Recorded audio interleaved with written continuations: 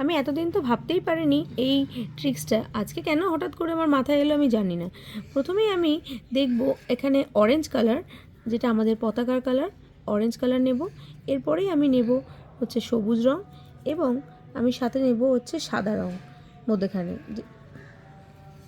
এবার সাদা রঙের সঙ্গে মিশিয়ে নেব নীল রং, যেটা আমাদের অশোক স্তম্ভের রং।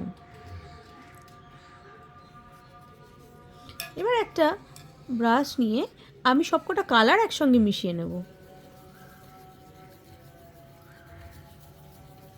এই কালারটা দেখে দেখো, সবগুলো একসঙ্গে মিশিয়ে নিলে একটা সবুজ রং আসছে, এবং এটা একটা একটু অন্য ধরনের একটা সবুজ রং আসছে।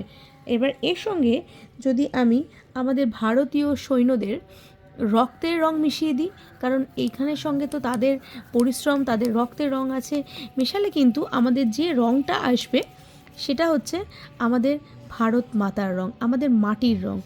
মাটির রং চলে আসছে তাদের ড্রেসের সঙ্গে, রক্ত মিশে আমাদের মাটির রং আমাদের কাছে চলে আসছে।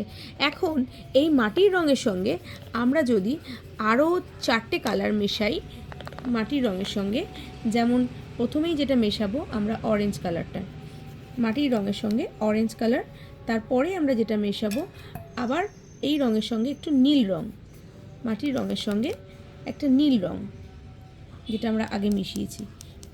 এরপরে আমরা মেশাবো একটু সাদা রং, যেটা আমাদের পতাকার রং।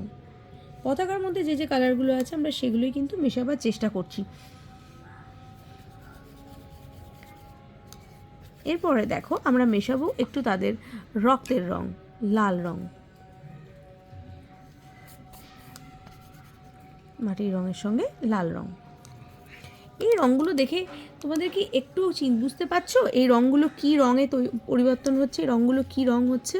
হ্যাঁ, একদমই এই রঙগুলো কিন্তু চলে আসছে আমাদের ইউনিফর্মের রং, যেটা আমাদের সৈনিকদের। অনেক রকম কালার মেশানো থাকে এই রঙগুলোর মধ্যে। দেখো, আমি এতদিন বুঝতেই পারিনি, কারণ আমাদের সৈনিকদের ইউনিফর্মের যে রঙটা থাকে সে রঙের মধ্যে এতগুলো কালার থাকে কেন।